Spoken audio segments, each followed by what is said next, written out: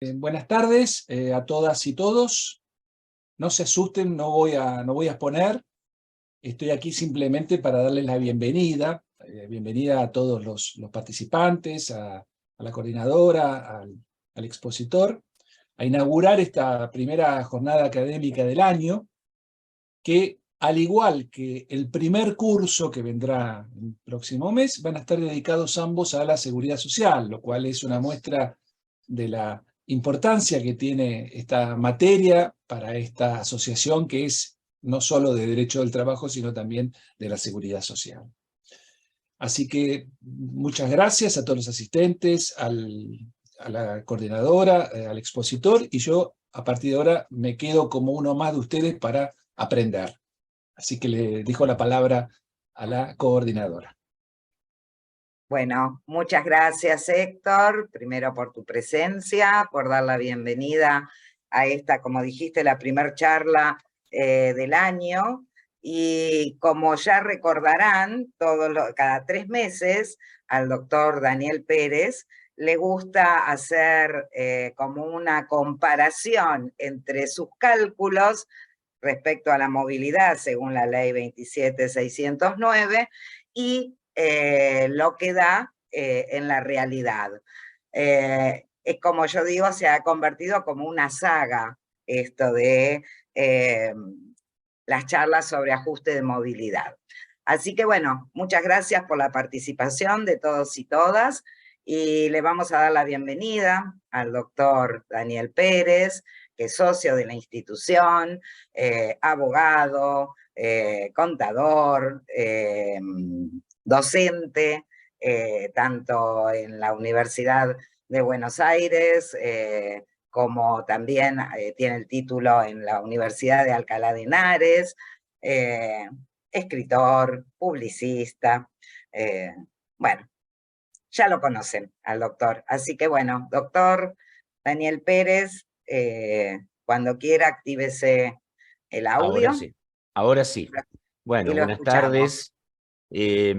Muchas gracias, doctor Guisado, nuestro presidente, y que da inicio a este año de charlas. Bueno, es casi como una especie de cábala que empecemos la primera del año sobre este tema de lo que ya, sí, como dice Silvia, es una saga, ya casi es una costumbre que hemos adquirido de arrancar el año con el análisis numérico fundamentalmente, también obviamente de carácter normativo, de el índice de movilidad.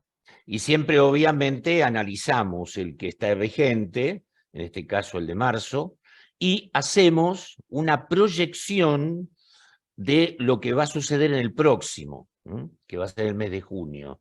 Eso por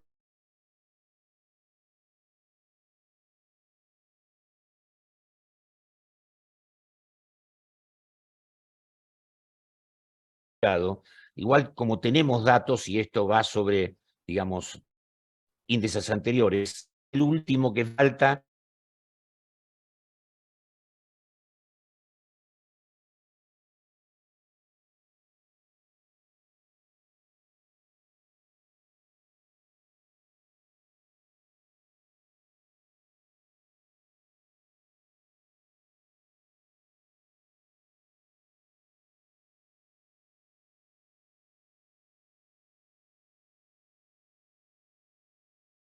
porque yo les enseño a que ustedes mismos calculen la fórmula, que lo pueden hacer con los datos fuente que se pueden obtener. Obviamente son todos datos públicos, con lo cual ustedes también lo pueden hacer. Entonces, verificar cada uno de ustedes, ponerse en verificadores de la consistencia de la fórmula. Así que bueno, vamos a transitar esto y vamos a ver. ¿Ahí se ve? No, pero si yo no lo hago share... Todavía no. ¿No se ve? Ahí No. se va a ver. Ahí. Ahí se va a ver. Perfecto. Bueno, ahí tenemos entonces, ahí lo que vamos a tener es la explicación y los pasos. Obviamente, esta información, por supuesto, después yo se las mando y les queda para ustedes y Hernán la puede distribuir, así que vamos a hacer paso a paso la fórmula. Por supuesto, en este periodo tienen otra novedad que ya no es tan novedad porque viene siendo también del año 2022, que es el famoso refuerzo del ingreso previsional. Ahora, tengan en cuenta que ya a partir del 2022, con más fuerza que nunca, tenemos, por supuesto, las tandas de la publicación de los índices de movilidad en sus 4 periodos, pero tenemos además los refuerzos, que son sumas fijas o variables, que ahora lo vamos a ver, obviamente se complementan con lo que es la fórmula de movilidad. A ver, ¿por qué sucede esto? Bueno, hay algunas razones numéricas. Acá todo lo que exponemos es numérico.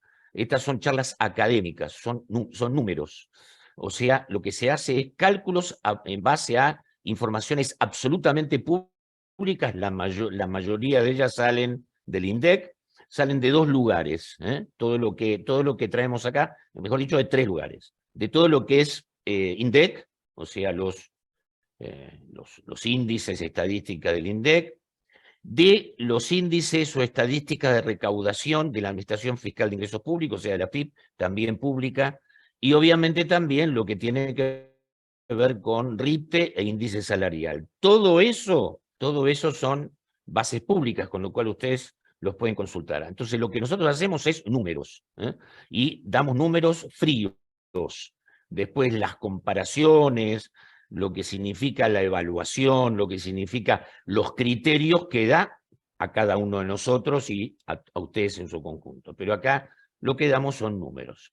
Entonces decimos que en virtud de situaciones que tienen que ver con la inflación, porque no hay duda que todo lo distorsiona la inflación que hace, no sé, 90, 100 años que tenemos. La inflación es lo que distorsiona todo, con lo cual siempre el ataque, como no estamos pudiendo resolver a través del tiempo el flagelo de la inflación, siempre las medidas son, digamos, eventuales. Entonces se trata de suplementar cosas para poder alcanzar a esa situación, el famoso tema del palo y la zanahoria, ¿no? Entonces, para poder alcanzar a la inflación, que es lo que deteriora, obviamente, el ingreso, y en este caso estamos hablando del ingreso del jubilado subpensionado. Siempre hace falta complementarlo, porque siempre se corre de atrás. Los salarios y los saberes le corren de atrás a la inflación. Entonces, por eso siempre hace falta tener medidas complementarias.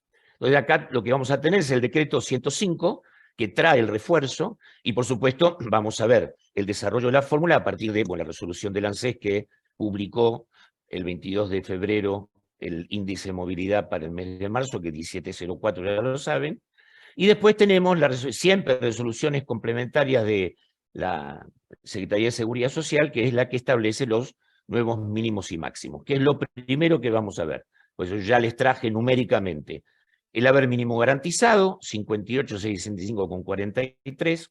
Después esto se va a ver incrementado, obviamente, en función de los... el haber máximo, en estos sentidos. Por supuesto, esto es muy importante porque es la base mínima y máxima sujeta a aportes y contribulo 9 de la 24.241 en su expresión mínima y en su expresión máxima, 19.758,51 y 6.42. El valor de la PBU, que también se actualiza, es un valor fijo actualizable, como ustedes lo saben, 26.836, y la PUAM en 46.932,24. Esto se va moviendo junto con las variables de actualización que tiene la normativa, fundamentalmente, que es la que estamos exponiendo. Vamos a describir un poquito el decreto 105. De alguna forma es parecido en su estructura a lo que pasó con el último, que es el 260. Pero ¿qué van cambiando? Van cambiando los montos y van cambiando los tramos de la escala, porque acá es muy... ¿Qué se establecen los montos?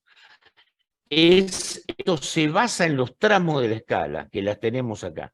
Tramos de la escala que también ustedes pueden analizar y observar, y está en la información de Seguridad Social del Ministerio de Trabajo. Así que todo lo que yo digo es comprobable. Bueno, El decreto tiene fundamentalmente, primero, como le llamamos, un ámbito de aplicación, es igual a los anteriores, prestaciones, alcanza las prestaciones previsionales de regímenes contributivos, incluso los anteriores, llámese 1837, y especiales derogados. Los beneficiarios de la PUAM, que la vimos también cómo se incrementó la PUAM, cuál es el valor actual, y lo que le llamamos en general las no contributivas, ¿ves? Que es invalidez, madre de 7 hijos, o sea, es un poco para todos, para todo el espectro, para todo el ámbito de lo que es, no solamente desde el punto de vista contributivo, sino también asistencial o no contributivo, como solemos llamarle. Así que este es el ámbito. En realidad, esta estructura es similar a los anteriores. Yo diría, tiene 2 montos fijos y 2 montos variables. Yo lo que hice fue primero ubicar los montos fijos y después los montos variables. El decreto los tiene ordenados de forma distinta, pero ese ordenamiento que hace a mí me parece confuso. Entonces yo lo que hago es de alguna forma limpiar el decreto. Entonces tiene dos montos fijos y tiene 2 montos variables o tramos variables. Primero es 15.000, valor de 15.000. ¿Y dónde? ¿A quién lo perciben? Aquellos cuotas, prestaciones vigentes le llama, o sea, prestaciones mixtas incluso, ¿no? Resulte menor a 58.665,43, que es el haber mínimo garantizado, precisamente. Y una de 5.000 en un tramo que está entre 68.665 y 117. Pero ustedes dirán, ¿dónde está el tramo intermedio, los 10.000 que faltan? Ahora viene, es variable. Estos son fijos. Uno de 15.000 para ese espectro, o sea, jubilación mínima, haber mínimo, 58.665, y el de 5.000 fijo para un tramo que va 10.000 arriba del anterior hasta 117.000. Y vamos a los variables. Los variables son el primer tramo entre 58.665 y 68. Ahí están los 10.000. Aquí es una cifra variable que va entre uno y otro hasta llegar a 73.665,43. Quiere decir, en términos concretos y numéricos, que en realidad el haber mínimo son 73.665,43, por lo menos por 3 meses, que son los 3 meses de pago.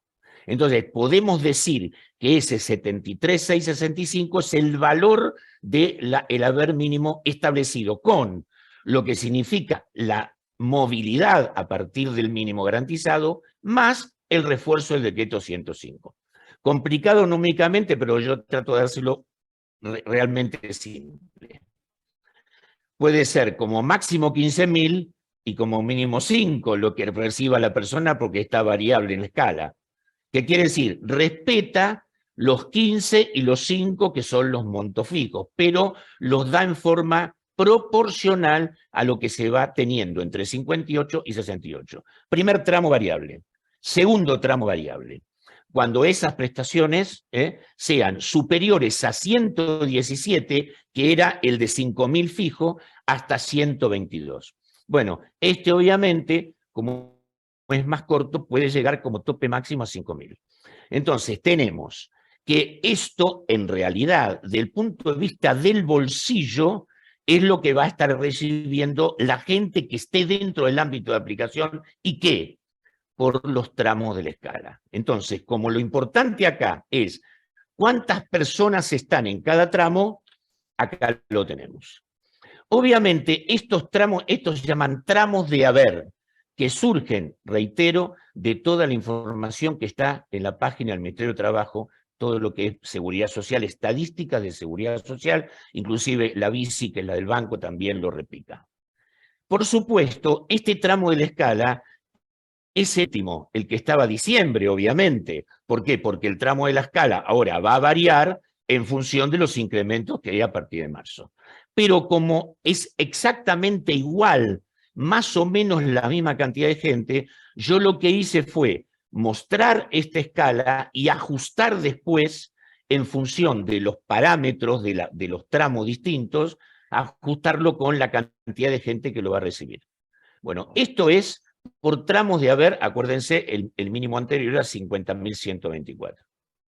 El total de prestaciones o de beneficios, en realidad son beneficios, 5 millones y pico que está ahí abajo.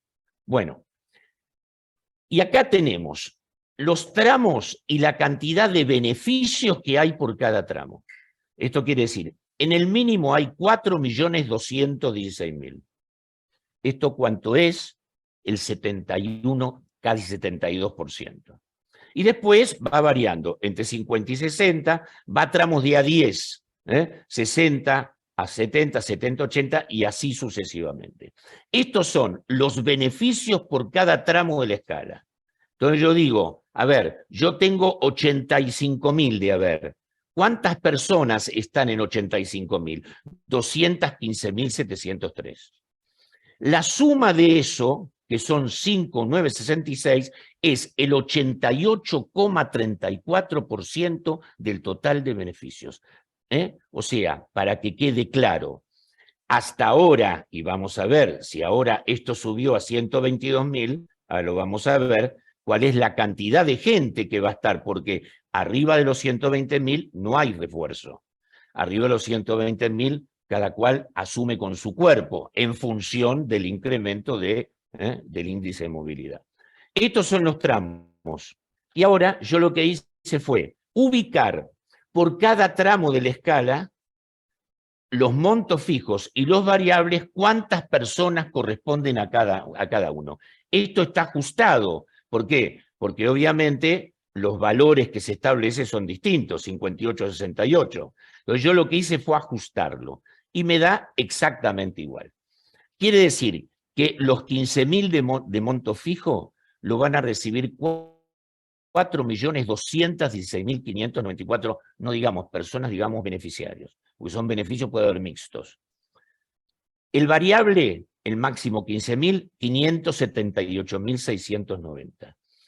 El de 68 a 117, 976.000 personas, o beneficios, y el máximo 194.800. Quiere decir que el 88, el 89% del espectro de beneficios va a tener incidencia del refuerzo. Por encima de ello, solamente la incidencia va a estar dada en función del índice de movilidad sobre su haber. ¿Esto qué hace? Bueno, se dijo en muchas oportunidades, corre la escala, de alguna forma corre la escala porque invierte la pirámide, la pirámide es mucho más gorda arriba que abajo, o sea, es una pirámide invertida. ¿Por qué? Porque hasta los tramos de 120.000, los incrementos de 120.000 de haber, los incrementos son mayores y se va haciendo un embudo. ¿Esto para qué viene bien, por ejemplo? Para remarcar otro tema que ahora está otra vez en boga por una cantidad de problemas, después lo vemos al final, como yapa del tema, el tema de impuesto a las ganancias sobre jubilaciones y pensiones. Piensen, esto lo dejo y después lo explico. Piensen que hoy, en el impuesto a las ganancias, aquellos que solamente obtienen beneficios previsionales, tienen un límite de 404.000. Aquellos que están por abajo de 404.000 no tienen incidencia de impuesto a las ganancias. Salvo los que ahora, porque el ANSES se despertó después de muchos años, que reciben beneficios del país, pero son residentes del exterior. Esto lo vamos a explicar en la última etapa como yapa del tema. Así que acá tenemos cómo evolucionó o cómo está evolucionando el mes de marzo con el decreto 105, la cantidad de personas que van a tener, digamos, el suplemento variable o el suplemento fijo, de acuerdo a lo que dice la normativa. Se lo traje en cantidad de personas para que se entienda cómo es la incidencia en impacto. Bueno, y ahora vamos a entrar al análisis de lo que es la fórmula. Sabemos perfectamente que esta fórmula es la vigente, 27.609, con su decreto reglamentario 104. Está funcionando ya hace un par de años, con lo cual acá la principal situación es que cambió respecto del anterior y la evaluación o el mecanismo, la metodología es sumar o combinar una parte recaudatoria a la mitad, es el RT, es recaudación, ahora vamos a ver qué recaudación toma, y una parte, la otra parte, el otro 50% de un índice salarial, que puede ser el RIPTE o puede ser índice de salarios, aquel que dé mayor en cada oportunidad. Bueno, esto es la movilidad. Entonces, combina recursos, muy importante, recursos tributarios del ANSES. Los recursos tributarios del ANSES salen claramente de toda la información que tiene en el Ministerio de Economía, en la sección que es tema de dirección de impuestos, y ahí está la aplicación de los impuestos y surge claramente cuántos impuestos tienen como destino la seguridad social y qué proporción, que lo vamos a ver ahora, para saber cómo se forma. Entonces tenemos dos magnitudes: recursos tributarios que son derivados ANSES, y por otro lado, variación de un índice salarial que vamos a ver que es uno u otro de acuerdo a la oportunidad. Eso se ve en cada oportunidad. Bueno, entonces, W es la variación del índice de salarios, variación de salarios o RIPTE. Se elige siempre el mayor. ¿Cuál es la diferencia? Muy importante esto, después lo vemos al final. La diferencia está en que el índice de salarios, generado o monitoreado y elaborado por el INDEC, tiene una metodología. Esa metodología incluso combina el índice de salarios del personal registrado y el índice de salarios del personal no registrado, y hace una unificación común. Pero para compararlo, ahora lo vamos a ver al final, para compararlo con el RIPTE, necesariamente tiene que ser sobre la metodología del registrado, pues hablando cosas distintas, porque el índice de salario del personal registrado es menor. Entonces se compara el índice de salarios del personal registrado que viene de INDEC con el RIPTE, que lo genera la Secretaría de Seguridad Social. ¿A partir de qué? A partir de los F931, que son las declaraciones juradas anuales del empleador, que es multiconvencional. O sea, todas las convenciones colectivas, todo convencionales y no convencionales, porque es adial, contra la cantidad de personas o la cantidad de beneficiarios. Entonces, eso nos da los índices salariales, que son distintos. Van a ver que dan parecido, pero son distintos. Bien. ¿Cómo son los recursos? ¿Cómo integra la fórmula de movilidad? Uno por uno, impuesto por impuesto. El primero de todos es el impuesto al valor agregado, conocido y sufrido por ustedes, porque cada vez que compran algo, pagan el IVA, lo paga el consumidor final. La carga tributaria final la tiene el consumidor final. Entonces, compramos azúcar, pagamos IVA. Compramos sombrero de paja, pagamos IVA. Entonces, siempre está en todo lo que, por eso son impuestos típicos al consumo.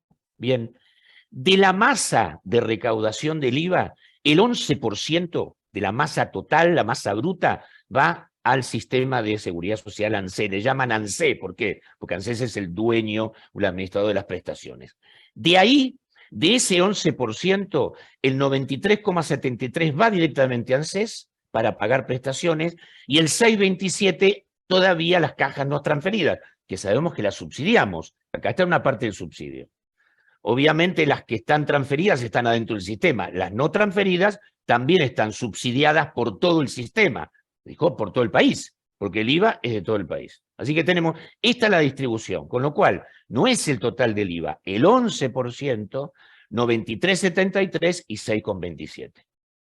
Este valor incremental está específicamente dicho dentro de lo que significa la distribución de los tributos, pero no está activado, porque técnicamente todavía no está desarrollado el valor incremental. Está previsto, pero todavía no está incidiendo porque no está desarrollado metodológicamente. De todos modos, el 67% de esa recaudación, que esto está en la 27.541, iría a programas del ANSES y los otros a programas del Instituto Nacional, o sea, el PAMI, más conocido como PAMI. Importante, también lo sufrimos todos. Cada vez que hacemos un depósito, cada vez que hacemos una transferencia, cada vez que libramos un cheque, cada vez tenemos la incidencia de este impuesto, que es un típico impuesto a las transacciones. Débitos y créditos bancarios, Ley 25.413 y 27.432, que lo autorizó y lo modifica y está, digamos, armado reglamentariamente por un decreto 380 del 2001, con muchas modificaciones. Ahí el 100% de la recaudación tiene como destino el ANSES. O sea, el 100% de todo lo que se recauda sobre cuentas bancarias y no bancarias, porque también hay mecanismos de pago que están involucrados en esto. Toda la recaudación va a ANSES, 100%.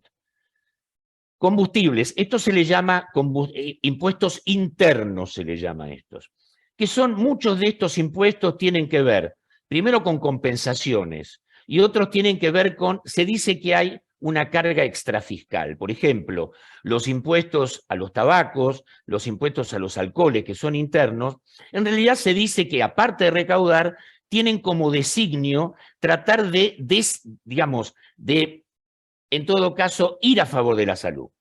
O sea, son impuestos que en todo caso son disuasivos de consumir tabaco, de consumir alcohol. Se llaman impuestos internos.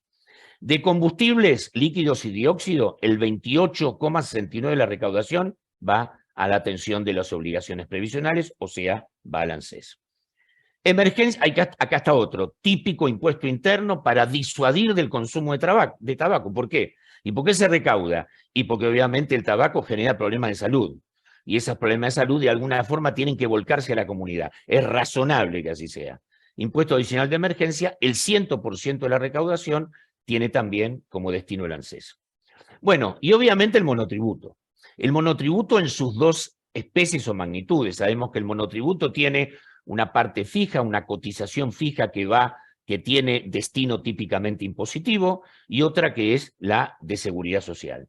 El monotributo de seguridad social, obviamente, que es fundamentalmente Valsipa, 100% de la cotización previsional. Y el 70% del componente impositivo. ¿Qué quiere decir esto? Que el monotributo fluye mucho hacia la seguridad social. Todo el componente de seguridad, obviamente, más el 70% impositivo. Después lo vamos a ver en números cuánto recauda esto para que digan, bueno, este es muy importante y este no tan importante.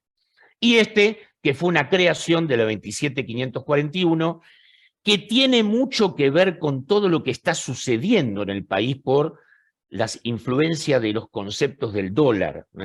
Como hoy, después si quieren al final, les explico técnicamente lo que va a pasar con el tema de esta pesificación de las deudas, mejor dicho, de los activos que están en el fondo de garantía. Les explico muy sintéticamente y muy técnicamente, siempre técnicamente con números. Después al final lo explicamos. El decreto no salió todavía, está por salir esta noche, pero yo les puedo explicar qué significa de un lado y del otro. Bueno, el impuesto país que se gasta por el consumo de tarjeta de crédito en el exterior, pasajes, bueno, todo lo que son gastos asociados al dólar. Bueno, esto es el famoso impuesto país. Del impuesto país, el 70% de esa recaudación va a seguridad social, el 60% a ANSES y el 40% al instituto. O sea, ese impuesto también, que es muy importante, se lo ve que es muy importante, también tiene mucha influencia en lo que significa la recaudación para la combinación de la fórmula. Primera reflexión. ¿Estos impuestos son altos o son bajos? Bueno, el IVA, el tributo que más se recauda en la República Argentina son aportes y contribuciones de la Seguridad Social. En el sistema nacional estamos hablando, ¿no? Seguridad Social recauda prácticamente el 28% del total de la recaudación. Y se pelea con el IVA, van subiendo y bajando, más o menos 27 el IVA. En 5 impuestos en la República Argentina se junta toda la recaudación. Aportes y contribuciones, IVA, débitos y créditos y todos los tributos aduaneros. Esto es lo que compone prácticamente el 100% de la recaudación. Quiere decir que en esta fórmula están entrando 2 de los impuestos que más recaudan. O sea, el IVA, que es el que más recauda junto con Seguridad Social, y débitos y créditos. O sea, son 2 típicos impuestos que recaudan mucho. ¿Por qué recaudan mucho? Hay una razón, claro hay una razón. ¿Cuál es la base del IVA? Los precios. evidentemente, en la subida de los precios, en el impacto de la inflación sobre los precios, las bases suben. Como es de alícuota, se mueve junto con la inflación. Y débitos y créditos, todas las transacciones bancarias son en pesos, con lo cual también el incremento de transacción, por eso los 3 impuestos que más recaudan en la República Argentina son los 3 impuestos asociados a fenómenos de evolución. Aportes y contribuciones, ¿cómo recauda? Por el incremento de los sueldos, por toda la nómina, la remuneración. La remuneración incrementa muy importante, lo van a ver acá. IVA, obviamente, y débitos y créditos. Los 3 impuestos que juntan a partir de mecanismos de tipo inflacionario. Quiere decir que de alguna forma este abastecimiento en estos momentos de crisis es razonable. O sea, ¿por qué? Porque esa parte de la fórmula es una parte de la fórmula razonable. ¿Por qué? Porque, digamos, si no hay inflación, no aumenta nada. Y aumenta por pura recaudación. Entonces, si hay inflación, es por recaudación real. Entonces, a esto no le alteraría mucho el hecho, se seguiría recaudando, no le alteraría mucho que hubiera menos inflación. ¿Bien? ¿Cómo están las cifras? La fórmula de marzo, lo que se calcula es octubre, noviembre, diciembre en materia de recaudación. Siempre es lo del 2021, en este caso la de marzo, toma 2021 porque toma el último trimestre del año 2021 anterior, más el último trimestre del anterior. Así que 2021 con 2022. Esto son la recaudación en millones de pesos de cada uno de esos meses. 285.000 millones y así sucesivamente. Quiere decir que, como ven, lo importante es 285 y 70 débitos y créditos son los que más recaudan, obviamente, la incidencia. Y fíjense el país. El país recauda mucho también, 13.000, 15.000, 17.100. ¿Qué pasa? Y esta es una de las metodologías establecidas por el 104, cuando un año no se recauda. Por ejemplo, en el primer año, el primer cálculo de la fórmula, el país todavía no se había reimplementado, con lo cual era 0. Entonces, ¿qué se hace? Se lo deja en 0. Inciden los demás. Entonces, no se modifica nada. Cuando un impuesto da 0, que no se recaudó nada, es 0. Con lo cual es una, digamos, función menos metodológicamente dentro de la fórmula. Pero no se toca si da 0. Si da menos y más, por supuesto lo mismo. Esto son recaudación que surge de las estadísticas de recaudación de la Administración Federal de Ingresos Públicos. Lo pueden verificar, lo pueden ver sin ningún problema. Y esto es 2022. Fíjense los incrementos, ¿no? Por ejemplo, octubre, 600 contra 285, 312 contra 613, 349 contra 662. ¿Por qué es eso? Por la inflación, obviamente. Se recauda más. Ahora, vamos a ver algún tema al final. ¿Esto es recaudación real? Es decir, comparado uno con otro, ajustándolo por inflación, ¿se recauda más o se recauda menos? Hasta febrero del 2023 se venía recaudando más. En febrero del 2023 hay un 9% de decremento en cuanto a lo real. Comparado punta con punta, febrero está dando menos recaudación. Esto es para ponerle un punto a la cuestión y analizarlo después.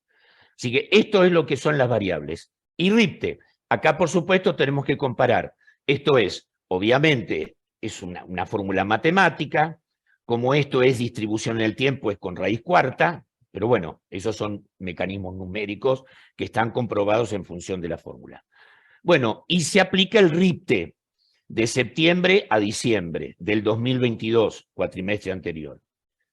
Y este RIPTE o índice de salarios, y se elige el mejor, el que dé más, el que tenga más incidencia. Entonces se compara o se toma el 50% de la recaudación en función de los números que vimos antes, más el 50% del incremento del índice de salarios. ¿Cuánto da esto en mi cálculo y el cálculo del Estado? Esto para que vean de que esto se puede comprobar perfectamente con todos estos números. Con todos estos números se puede comprobar. Bueno, lo que es la combinación de los números que yo les puse, más, digamos, incluyendo la recaudación de los impuestos que yo le describí, más el índice de salarios, que en el caso de marzo es mayor índice de salarios que RIPTE. Viene siendo así en las últimas dos. Índice de salarios está por encima y lo van a ver ahora en el resumen.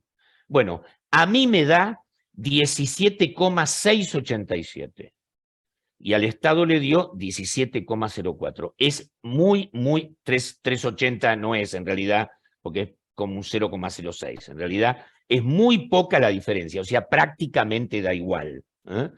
Y ahora ya estoy calculando lo que sería la proyección de junio. ¿Por qué? Porque ya digamos, todo lo que es recaudación está. Falta solamente el mes de marzo del 2022, porque siempre tarda un mes más. Entonces ya tengo compuesto lo que es 2022 y me falta, perdón, 2023 para cerrar recaudación y me faltan dos índices de salarios que son febrero y marzo del 2023. Pero a pesar de eso, como yo hago algunas proyecciones que obtengo de datos de índices que salen, o mejor dicho, investigaciones en la Cámara de Diputados y la Cámara de Senadores tiene investigación respecto del mecanismo numérico que yo consigo. Entonces hice una proyección para el mes de junio y estaría dando algo similar. Tal vez un poquito menos que 17, va a estar dando, digamos, va a estar dando entre 16,50 y 17,50 para poner un tramo razonable, pero va a andar más o menos por el mismo nivel. Porque esto tiene que ver con la incidencia de la recaudación y la evolución de los índices en el tiempo. Pero como toma pasado, cuanto más hay mecanismos de recaudación en el pasado e índice de salarios, aumenta más. Y a veces no tiene que ver exactamente con el momento. ¿Por qué? Porque el momento es distinto. Pero junio va a estar dando más o menos por el mismo lugar. Yo calculo que va a dar 17, 16 y pico, 16,90, 17, va a estar dando.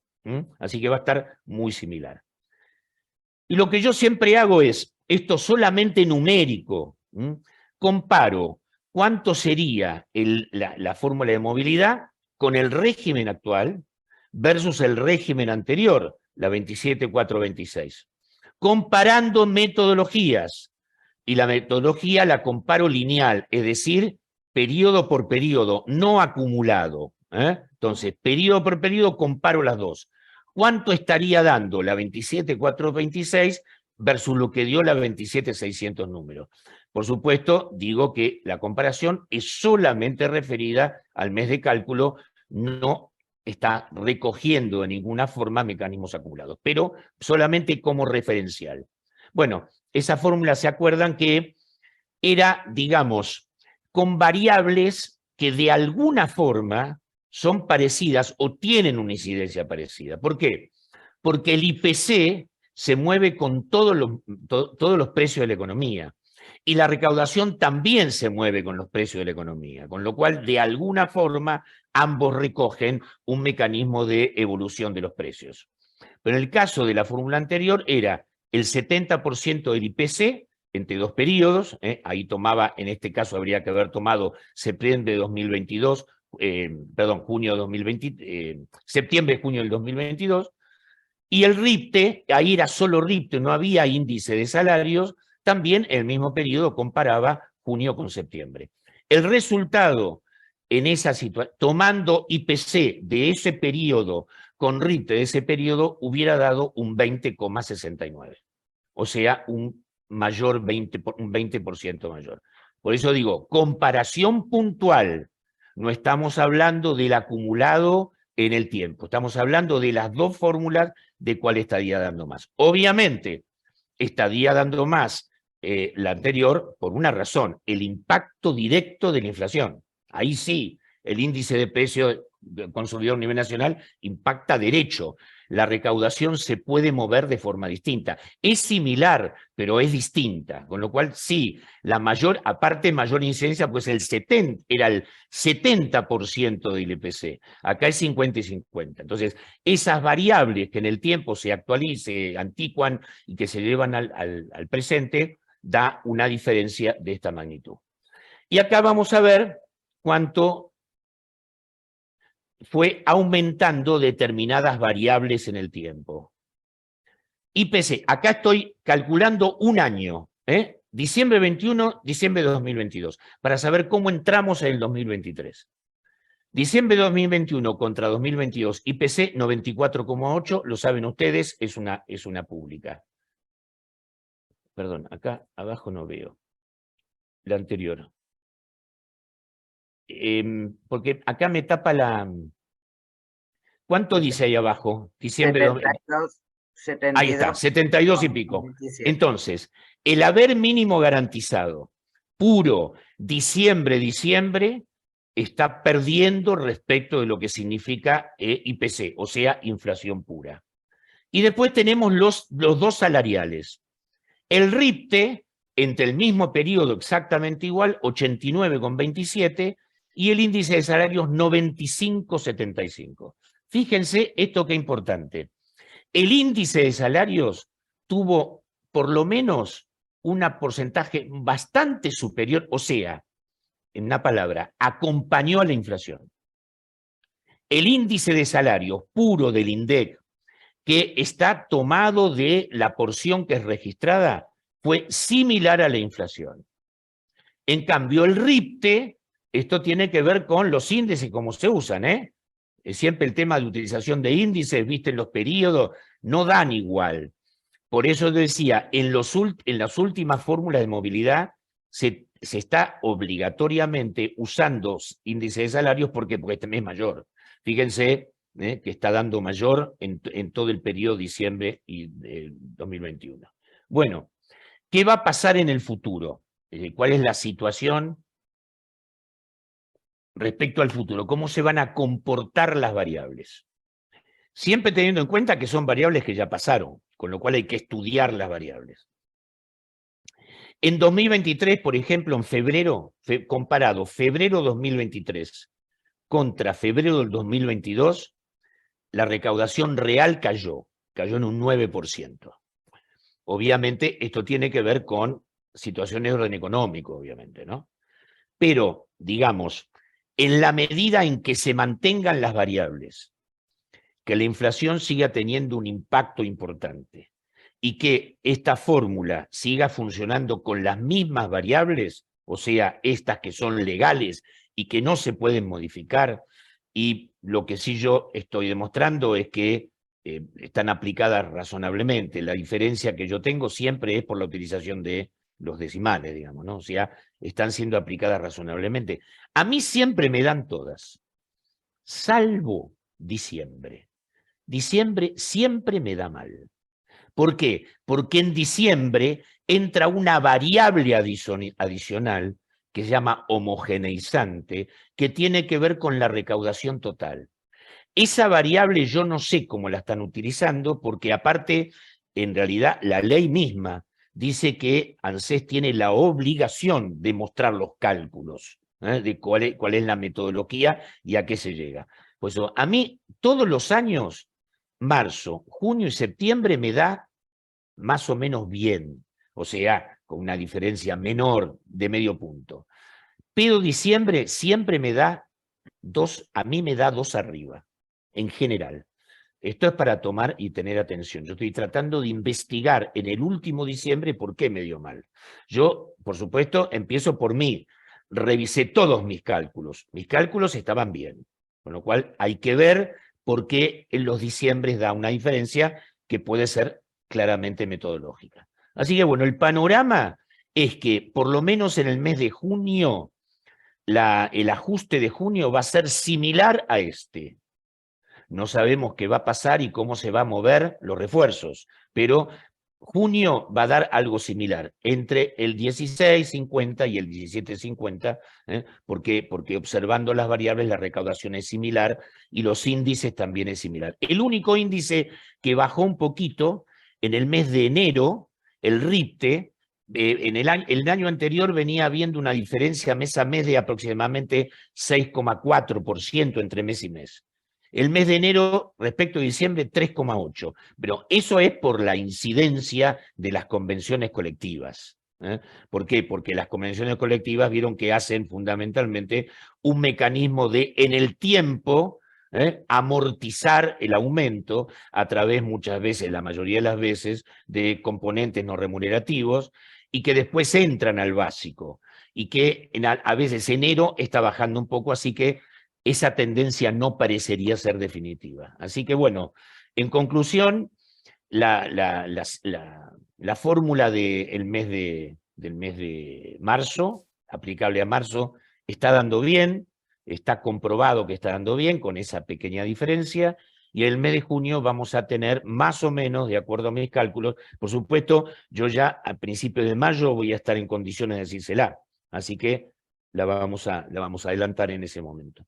Así que bueno, con esto terminamos todo lo que significa la situación de la evolución y la evolución de la fórmula, y para que ustedes vean que la pueden calcular ustedes mismos. Bueno, y ahora dos disquisiciones. La yapa. Dos yapas. Una respecto al impuesto a las ganancias. Bueno, ustedes saben que por la evolución, después de lo que fue fundamentalmente García María Isabel, que le dijo al legislativo, che, ¿sabés qué? Tenés que incluir dentro de lo que significa el principio de capacidad contributiva para cierto núcleo de personas la vulnerabilidad. Esto ahora tuvo un pequeño cambio de concepción a partir de Calderón, que la Corte le planchó con 280, ahora si quieren hablamos un poquito, pero en principio con García María Isabel, la Corte le dice al legislativo, ponete los pantalones e incluí el mecanismo de vulnerabilidad dentro de la concepción del hecho imponible. No lo hizo el legislativo. El legislativo lo que hizo fue retocar la ley e incrementar los mínimos. ¿De qué forma? Incrementando los mínimos respecto de jubilaciones y pensiones, que es el inciso C del 82, a los famosos 8 mínimos garantizados. Y sustituir los mínimos imponibles de deducción especial por los 8 mínimos garantizados en la medida que los ingresos sean exclusivamente de esa fuente, porque cuando hay mezcla de ingresos, ya no, tengo que ir a la comparación de deducción especial y mínimo imponible. A esto se le agregó después otro mecanismo que es la 27617, que le incluyó un concepto de comparación de remuneraciones brutas. Pero lo importante para jubilados y pensionados son los 8 mínimos. Hoy, de acuerdo a este mecanismo de los 8 mínimos, por supuesto ahora va a aumentar, pero hasta el mes de enero, 400.000 pesos, digamos. Todos aquellos jubilados y pensionados con haberes inferiores a 400.000 residentes en el país estaban fuera de la situación de gravabilidad en impuesto, por el mecanismo fundamentalmente de los 8 mínimos. ¿Qué pasó? En el mes de enero, a fines de diciembre, ANSES se ve que sacó algunas bases de algún lugar, lo que hizo, limpió bases y dijo, che, ¿sabés qué? Hay una cantidad, debe tener, yo eso lo estoy averiguando, todavía no conseguí el número, debe haber una cantidad importante, sobre todo en los últimos tiempos, de jubilados y pensionados que no tienen residencia en la República Argentina. Y para poder tomar los mínimos, la ley establece que tiene que ser una residencia en el año no inferior a 6 meses. Entonces, como tiene residencia en el exterior, no se le aplica el artículo pertinente de la ley de impuesto a las ganancias, sino que se le aplica otro artículo que se llama beneficiarios del exterior. ¿Eso qué quiere decir? Que se le aplica directamente el 35% sobre la ganancia neta. Quiere decir que aunque tenga la mínima menos el PAMI, a eso va el 35%. Por supuesto, a los señores jubilados y pensionados residentes del exterior se le pararon los pelos. Entonces, bueno, ahí me consultaron en La Nación y yo hice un artículo para La Nación, y claro, es así, porque eso es aplicar la ley. Ahí queda una variable, que yo se las puedo decir porque somos pocos. Como esto tiene que ver con residencia, y el mecanismo de residencia no es lo mismo que la residencia en otros aspectos de la ley, si yo pudiera demostrar como jubilado y pensionado que a pesar de estar residiendo en el exterior, tengo un centro de intereses vitales en la República Argentina, por ejemplo, mi mamá, o por ejemplo, mi tía Cora, o por ejemplo, un departamento que alquilo, entonces yo podría tener acceso porque se entendería que hay doble residencia. Con lo cual, yo lo que podría tener es decirle a la señorita ANSES, porque ANSES es la que retiene, la que liquida, señorita ANSES, mire, yo tengo un centro de intereses vitales que demuestro de esta forma, por lo cual aplíqueme el artículo 30 correspondiente y dedúzcame el mínimo no imponible y deducción especial. Esta es la vía de escapatoria, porque si no, no hay otra escapatoria más que, en todo caso, quejarse. Bueno, ahí algunos hablan de amparo, otros hablan de acciones declarativas. Yo creo que ANSES lo que hace es llevar la legalidad hacia adelante y retener como agente de retención, y la ley dice eso, que son el 35% sobre beneficios netos. Esto genera una desigualdad, y sí, genera una desigualdad, obviamente, pero esa desigualdad está basada fundamentalmente en los preceptos de la misma ley. Así que esto con respecto a ganancias, y por supuesto ahora van a aumentar los 8 mínimos porque son mínimos garantizados. Entonces, esto va aumentando cada vez que aumenta el mínimo garantizado, aumenta los 8 mínimos. Esto con respecto a ganancias. Y lo último, ¿qué pasó hoy? Bueno, vamos a tratar de explicarlo, o qué va a pasar. Vamos a tratar de explicarlo en forma sintética, porque es un tema muy complejo desde el punto de vista técnico, pero para saber qué es lo que puede pasar. Obviamente, sigue siendo en este país un problema financiero. El tema de los dólares es muy complejo. Entonces, vieron que hay una dispersión muy importante entre el dólar oficial, llamado dólar oficial, 200 pesos, y los que llaman dólares alternativos de tipo financiero, que son el dólar MEP, que se compra a través del mercado de cambios, y el contado con liqui, que se compra a través de colocaciones de bonos del exterior. Estos están aproximadamente en 400, o sea, el doble. Pero claro, entonces hay una intención de carácter financiero que tiene un efecto complicado desde el punto de vista previsional. Entonces, una cosa es el efecto y otra cosa es la medida. La medida es volcar más títulos al mercado. Hay dos títulos que son los que llaman soberanos. Unos en pesos, son todos nominados en dólares. Unos que son los bonar, que son en dólares, pero con ley argentina, y los otros son los globales, que son en dólares con ley extranjera. Cuando yo quiero comprar dólares, y esto obviamente se puede hacer porque es absolutamente legal, compro los bonos, el más famoso es el AL30, que es el bonar, y el GD30, que es el global. Yo compro en pesos el AL, lo parqueo, que quiere decir no lo vendo durante 48 horas, y después lo vendo y lo cobro en dólares. ¿A qué valor? A ese valor de 400 o 397. Pero me hago de dólares. Entonces, toda esa operación lo que genera es dólares, o sea, dólares que salen del mercado y que pasan al bolsillo de instituciones, empresas y particulares. Entonces, la mecánica financiera es decir, bueno, ¿quiénes tienen bonos en dólares? Muchas entes del Estado tienen bonos en dólares. Entonces, si especificamos esos bonos en dólares y los tiramos al mercado, la ley de la oferta y la demanda hace que cuanto más bonos en dólares haya, tiene que bajar el precio. Y dólares, entonces van a sobrar los dólares. Esto no es tan así en la República Argentina ni en ningún lugar del mundo. Entonces, sacar esos bonos al mercado para que puedan cotizar, pero ¿qué pasa? Y acá está la contraparte importante.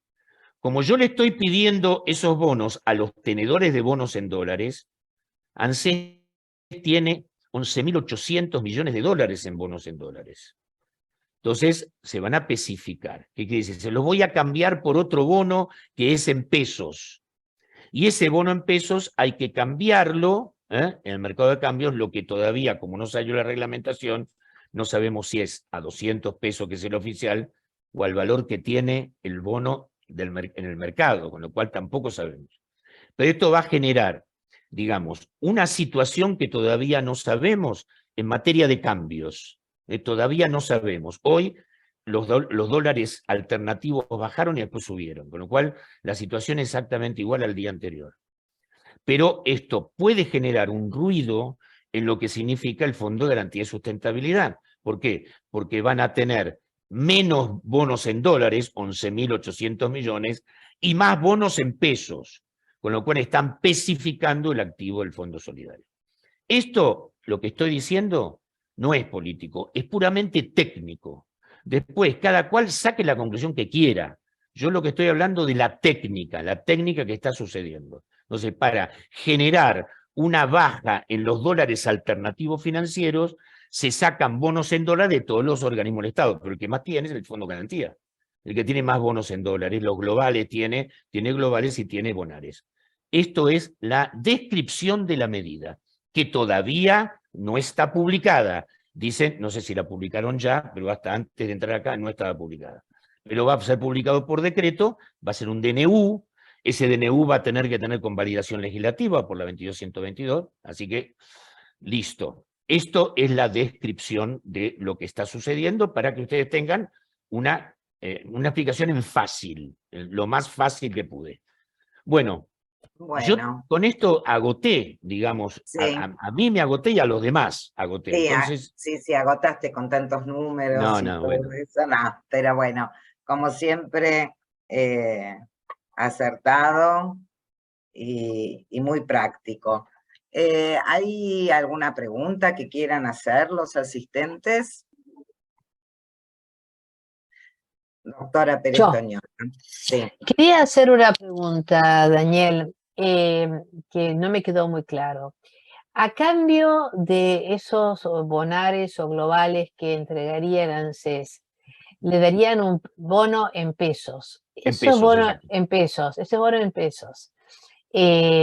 ¿Cómo tenés idea de cómo se actualizaría o cómo se cotizaría? No, Porque se estaba no, escuchando. porque hasta ahora todo lo que hay son informaciones por la reunión que se hizo en el Ministerio de Economía y los diarios, que yo no confío mucho tampoco en los diarios, a ninguno, porque, digamos, lo que generan es a veces una cuestión técnica. Acá hay que esperar el decreto y hay que esperar la reglamentación, porque esto es una información que tiene que ver, que tiene un uso financiero, que es este tema de volcar volcar bonos al mercado para bajar los dólares alternativos y dotar de más dólares el mercado financiero, y el otro es el efecto que puede tener en determinadas situaciones de, digamos, en este caso el Fondo de Garantía. No sabemos, dicen que van a ser en pesos, o sea, con lo cual hay una de todos aquellos que tengan activo en bonos. Se cortó. Pero no Dani. sabemos ni la paridad, ni a cuánto le van a obligar, en todo caso, a cuál será la especificación. O sea, eso no lo sabemos, es un dato, no lo conoce nadie esto, Victoria. Esta es una información. Sí, no, Es pero una yo información y bueno, algo leí y decía que se ajustaba por inflación esos bonos, y bueno, por eso. Entonces, como que la pérdida no iba a ser tan grande por esa circunstancia, pero bueno, tampoco aclaraba mucho más, porque supuestamente la ANSES había prestado conformidad a realizar esta operación, ¿no? Entonces, en realidad me parece que el decreto no va a generar un tema de conformidad. Aparentemente es como compulsivo, en principio. Por eso yo estoy hablando de cosas que escuché y también, bueno, me nutrí de alguna como información. que el ANSES había prestado, diríamos, había dado el ok a que se hiciera esta operación, pero yo justamente no sabía cuál es el tipo de bono que le iba a entregar. No, porque no está emitido todavía. Claro, no, está Es un bien, bono perfecto. emitido. Claro, No, está esa era mi emitido. duda, Claro, no gracias. está emitido. No. Perfecto, no, está bien. ¿Y alguna pregunta más?